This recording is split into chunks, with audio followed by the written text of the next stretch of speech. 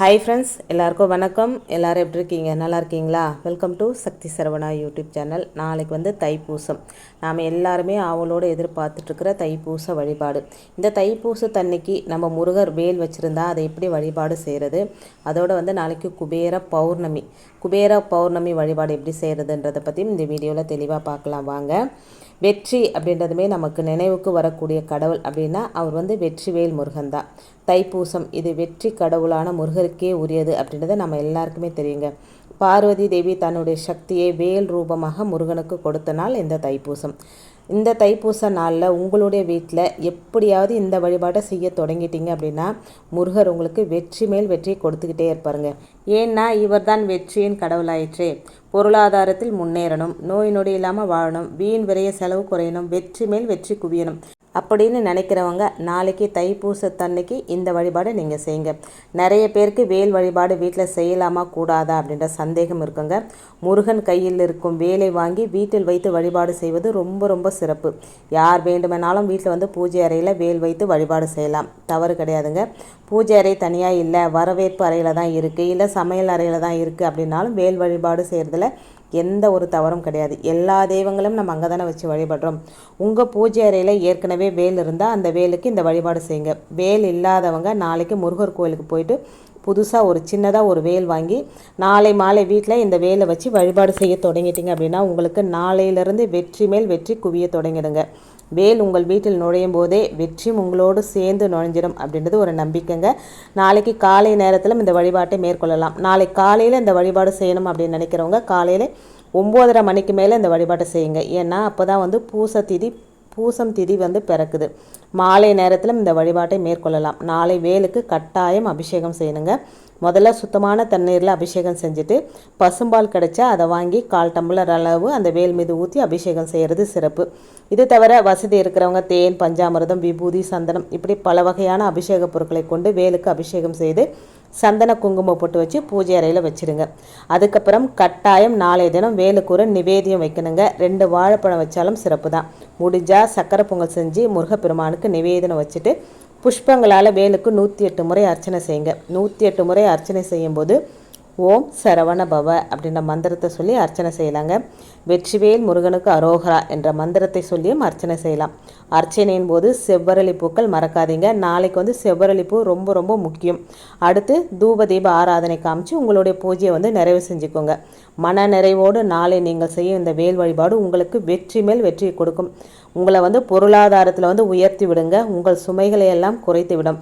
இந்த வேல் பூஜை அறையில் அப்படியே இருக்கட்டுங்க. வாரந்தோறும் செவ்வாய் மற்றும் வெள்ளிக்கிழமையில் கிருத்திகை சஷ்டி திதி வரும்போது இந்த வேலுக்கு தண்ணீர் ஊற்றி அபிஷேகம் செஞ்சு 2 வாழைப்பழங்களை நிவேதனமாக வச்சு கற்பூர ஆரத்தி காமிச்சாலே போதுங்க. முருகப்பெருமானோட அருள் வாழ்நாள் முழுவதும் உங்களுக்கு கிடைக்குங்க. உங்கள் வீட்டில் வேல் இருக்கா? இல்லை அப்படின்னா நாளைக்கு முருகன் கோவிலிருந்து வேல் வாங்கி வழிபாடு செய்ய மறக்காதீங்க. அந்த வேல் உங்கள் வீட்டுக்கு நுழையும் போதே வெற்றியும் கூட சேர்ந்து வந்துடுங்க. வெற்றி வந்துடுச்சு அப்படின்னா நம்ம வாழ்க்கையில் எல்லாமே வெற்றி தான் அப்படின்றத நீங்கள் மனசார உணர்ந்து நம்பிக்கையோடு வாங்கிட்டு வச்சு வேல் வழிபாடு செய்யுங்க. அடுத்து நம்ம வீட்டில் யாருக்காவது ரொம்ப உடம்பு முடியாமல் இருக்குது, படுத்த படுக்கையாகவே இருக்காங்க அப்படின்னா நாளைக்கு தைப்பூசத்தன்னைக்கு இந்த வேல் பூஜை வழிபாடெல்லாம் பண்ணிவிட்டு இந்த ஒரு எளிய மந்திரத்தை சொன்னாலே போதுங்க. அதுக்கு முன்னாடி ஒரு சின்ன தாம்பால் தட்டில் காட்டு நெல்லிக்காய் அப்படின்னு சொல்லுவாங்க, கொஞ்சம் பெருசாக இருக்கும் அந்த நெல்லிக்காய் வாங்கி முருகனோட படத்துக்கு முன்னாடியோ இல்லை சிலைக்கு முன்னாடியோ வச்சுருங்க. வச்சுட்டு இப்போ இந்த மந்திரத்தை நீங்கள் சொல்லணுங்க. அதாவது 6 முறை இந்த மந்திரத்தை நீங்கள் சொல்லணும். 6 முறைக்கு மேலே எத்தனை முறை சொன்னாலும் தவறு கிடையாதுங்க. ரொம்ப உடம்பு முடியாமல் இருக்கிறாங்க அப்படின்னா, படுத்த படுக்கையாகவே இருக்கிறாங்க அப்படின்னா 108 முறை கூட சொல்லலாங்க. அந்த நோய் தீர்க்கும் முருகன் மந்திரம் ஓம் பாலசுப்ரமணிய மகாதேவி புத்ரா சுவாமி வா வர சுவாகா அப்படின்னு 3 வரி மந்திரங்க. எல்லாராலையும் படிக்கக்கூடிய மந்திரம் தான் இது. ஒருவேளை உங்கள் வீட்டில் யாராவது படுத்த படுக்கையாகவே இருக்கிறாங்க, அவங்களால மத்தியை விட்டு எந்திரிக்கவே முடியாது, பல வருஷமாக அவங்களோட உயிர் பிரியவும் இல்லை, அவங்களால சாதாரண மனுஷங்களை போல் எழுந்து வாழவும் முடியல, நரக வேதனையை அனுபவிச்சுட்டு இருக்காங்க அப்படின்ற பட்சத்தில் அவங்களுடைய வலது கையை நீங்கள் தொட்டு முருகப்பெருமானை நினச்சி இந்த மந்திரத்தை சொல்லுங்கள். நிச்சயம் அவங்களுக்கு உண்டான ஒரு நல்ல வழியை எம்பெருமான் காட்டி கொடுப்பாருங்க. இந்த மந்திரத்தை சொல்லி முடிச்சுட்டு நிவேதனமாக வச்சு அந்த நெல்லிக்கனியை வீட்டில் இருக்கிறவங்க எல்லாருமே பகிர்ந்து சாப்பிட்லாங்க. ரொம்ப ரொம்ப அற்புதம் வாய்ந்த இந்த வழிபாட்டினை நாளைய தினம் தைப்பூச நாளில் செய்கிறது ரொம்ப ரொம்ப சிறப்பு. நாளைக்கு காலை நேரம் இருக்கிறவங்க 9:30 மணிக்கு மேலே இந்த வழிபாட்டை செய்யலாம். காலை இந்த வழிபாட்டை செய்ய முடியாது அப்படின்றவங்க மாலை 6 மணிக்கு மேலே ராத்திரி 9 மணிக்குள்ளே எந்த நேரத்தில் வேணுமானாலும் இந்த வழிபாட்டை செய்யலாங்க. இதை வீட்டிலிருந்தும் செய்யலாம். இல்லை கோயிலுக்கு போயிட்டு முருகனை நல்லா வழிபாடு பண்ணிவிட்டு கோயிலில் வந்து ஒரு ஓரமாக உட்காந்துக்கிட்டு இந்த மந்திரத்தை சொல்லலாம். இந்த மந்திரத்தை சொல்லும்போது நெல்லிக்கனியை கையில் வச்சுக்கிட்டு இந்த மந்திரத்தை சொல்லி வழிபடலாங்க. வழிபாடு பண்ணிவிட்டு வீட்டுக்கு வந்து வீட்டில் இருக்கிறவங்க எல்லாருமே இந்த நெல்லிக்கனியை வந்து பகிர்ந்து சாப்பிட்லாங்க. நிச்சயம் உங்களுக்கு ஒரு நல்ல வழி கிடைக்குங்க. அந்த முருகப்பெருமான் உங்களுக்கு நல்ல வழியை வந்து காட்டி கொடுப்பாருங்க. நாளைக்கு வந்து வியாழக்கிழமையோடு சேர்ந்து வந்திருக்கிற தைப்பூசம் பௌர்ணமி திதி. அதாவது வந்து முருகருக்கு உரிய நாள் மட்டும் இல்லைங்க, வியாழக்கிழமை அன்னைக்கு பௌர்ணமி திதி வந்திருக்கிறதுனால இது குபேரருக்கு உரிய பௌர்ணமியாக நமக்கு சொல்லப்பட்டிருக்குங்க. பண கஷ்டத்திலிருந்து வெளிவர, செல்வ செழிப்பில் குபேரருக்கே அதிபதியாக மாற, கடன் பிரச்சனையிலிருந்து தப்பிக்க, ஒட்டுமொத்த கடனையும் ஒரேடியாக திருப்பி கொடுக்கும் அளவுக்கு செல்வந்தராக மாற நம் வீட்டில் ஏற்ற வேண்டிய ஒரு எளிமையான தீபம். முருகர் வழிபாட்டை நீங்கள் வீட்டில் செஞ்சாலும் கூடவே சேர்த்து இந்த குபேர வழிபாட்டையும் செய்யலாங்க. நாளைக்கு சாயந்தரம் 6 மணிக்கு மேலே பௌர்ணமி நிலவு உதயமான பிறகு நிலவை பார்த்து ஆசீர்வாதம் வாங்கிக்கிட்டு அதற்கு பிறகு வீட்டுக்கு வந்து இந்த விளக்கை ஏற்றிக்கணுங்க. சாதாரணமாக உங்கள் வீட்டில் ஏற்றக்கூடிய விளக்கு எல்லாம் எரியட்டும். முருகர் பூஜைக்கு நீங்கள் எத்தனை விளக்கு ஏற்றி வச்சுருக்கீங்களோ அதெல்லாம் எரியட்டுங்க. கூடவே ஒரு சின்ன பித்தளை தாம்பாள தட்டுக்கு மேலே ஒரு மண்ணகல் விளக்கு வச்சு சுத்தமான நெய் ஊற்றி பச்சை கலர் திரி போட்டு விளக்கேற்றி வைங்க. இந்த விளக்கை சுற்றி கொஞ்சம் சில்லறை நாணயம் வைக்கணுங்க. விளக்குக்கு அடியில் வந்து நாணயங்களை வைக்கக்கூடாதுங்க. விளக்கை சுற்றி நாணயங்களை வச்சுட்டு உதிரி புஷ்பங்களால் முடிஞ்சால் மஞ்சள் நிற புஷ்பங்களை உதிர்த்து இந்த விளக்குக்கு ஓம் குபேராய போற்றி போற்றி அப்படின்ற மந்திரத்தை சொல்லி அர்ச்சனை செய்யுங்க. 27 முறை முதல் 108 முறை வரை இந்த மந்திரத்தை சொல்லலாங்க. வானத்தில் நிலவு பிரகாசமாக இருக்கும். உங்கள் மனசில் எந்த குழப்பமும் இருக்காது.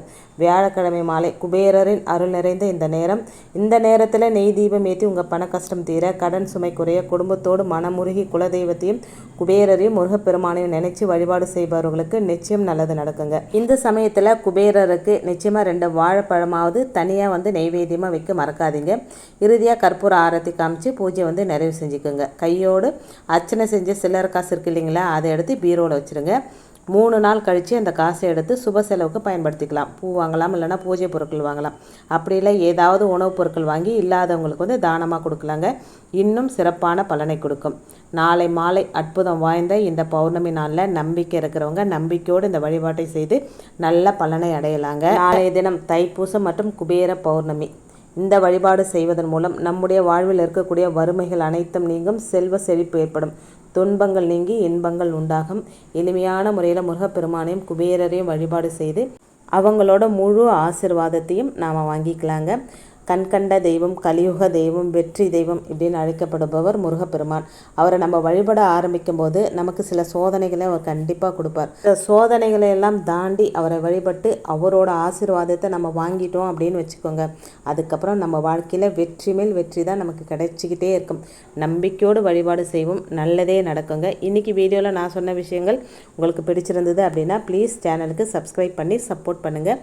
உங்களுடைய ஒவ்வொரு சப்போர்ட்டும் எனக்கு மிகப்பெரிய ஒரு மோட்டிவேட்டாக இருக்குங்க. இந்த வீடியோவை உங்கள் ஃப்ரெண்ட்ஸ் அண்ட் ஃபேமிலிக்கும் ஷேர் பண்ணிவிடுங்க. இன்னொரு எளிமையான ஆன்மீக தகவலோடு உங்களை சந்திக்கிறேன்.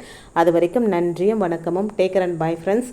வேல்வேல் முருகா, வெற்றிவேல் முருகனுக்கு அரோகரா.